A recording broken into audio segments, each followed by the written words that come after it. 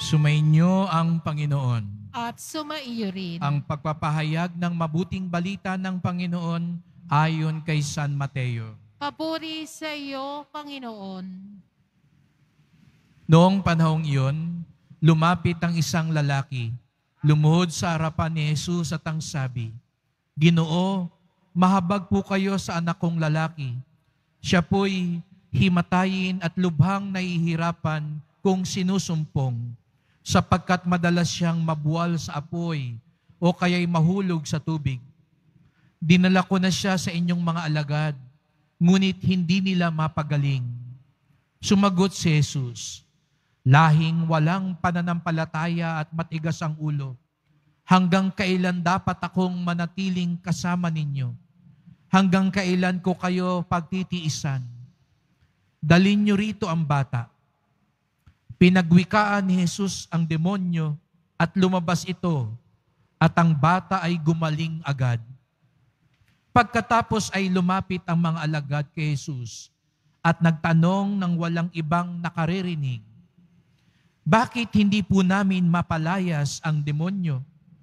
Sumagot siya, "Dahil sa kaliitan ng inyong pananalig.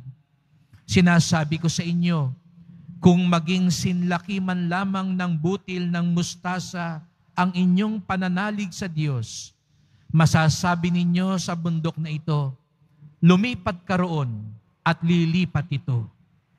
Walang bagay na hindi ninyo mapangyayari."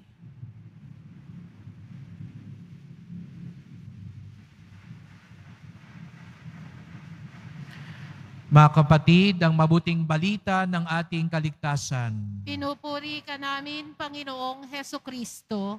Magsiupo na po ang lahat.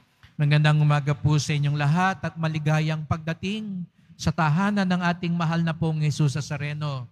Pinabati din natin ang mga kasama natin online, lalo na po ang mga may sakit at ang mga nag-aalaga sa mga may sakit at mga kababayan, mga kadeboto natin mula sa iba't ibang panig ng bansa at daigdig na nais sumama sa pagdiriwang ng ating banal na misa dito sa Quiapo.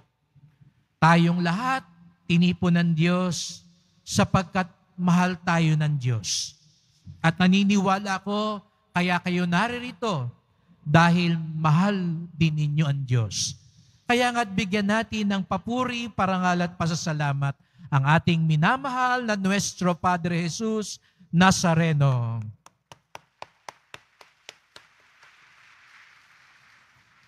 Tayong lahat ay nagparito, bagamat Sabado ay napakaraming tao sapagkat nananalig tayo sa Kanya. Siguro yung mga hindi nakapunta kahapon Biyernes, humahabol pa ngayon. At bakit tayo dumudulog sa Kanya? Sapagkat nananalig tayo na magagawa niya kahit imposible. Gagawa siya ng himala kung kinakailangan.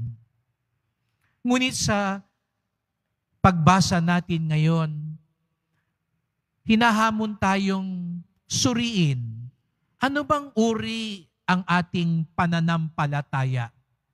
Minsan pag narinig agad natin ang pagbasang ito at sinabing, kahit kasing liit lang ng butil ng mustasa ang pananampalataya mo, kahit daw yung mundo, kaya mong bunutin at pagalawin. Ngunit, yun ba ang pananampalataya na paniwalaan mo na mangyayari ito? Paniwalaan mo na gagawin ito ng Diyos at mangyayari ito? Yun ba ang pananampalataya na nais ipabatid sa atin ni Jesus Nazareno? Aminin natin, may mga pagkakataong pinaniwalaan natin ito at inaakala natin na makakaya ito ni Jesus Nazareno, pero hindi nangyari. Kaya nga siguro may mga kapatid tayong ayaw nang bumalik sa Quiapo o ayaw nang magsimba kasi sabihin nila, pinaniwalaan ko namang gagaling ako sa cancer, hindi naman ako gumaling. Pinaniniwalaan kung hindi kami maghihiwalay mag-asawa, naghiwalay pa rin kami. Bakit ganon? Kaya may mga nagtatampo sa Diyos. Natitiyak ko may kakilala kayong ganon ang karanasan, nagtampo.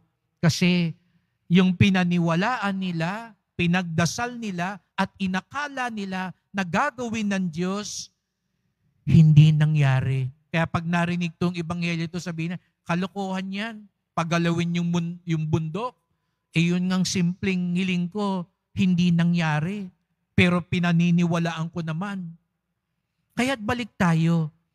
Ano ba ang ugat ng pananampalataya?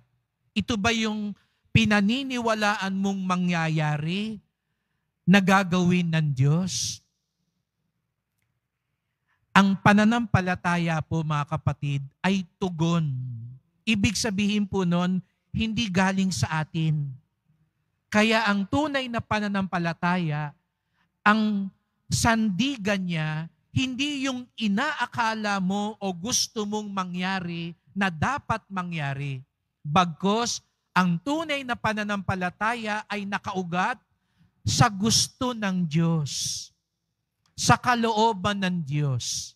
At yun ang dapat nating paniwalaang mangyayari. Ulitin ko, ang pananampalataya ay ito, naniniwala kong yayaman ako, kaya magagawa iyan ng Senyor. Hindi daw po yun ang pananampalataya. Kasi anong pinaniniwalaan mo? Yung gusto mo na dapat mangyari.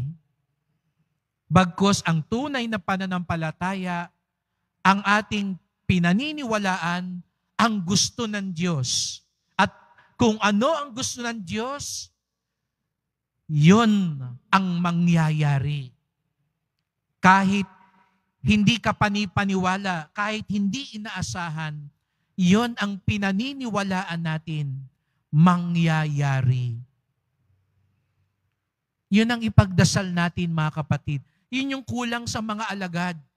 Niloob na ng Diyos na gumaling. Pero siguro yung mga alagad, hindi sila maniwala na kaya nila talagang lubos gumaling.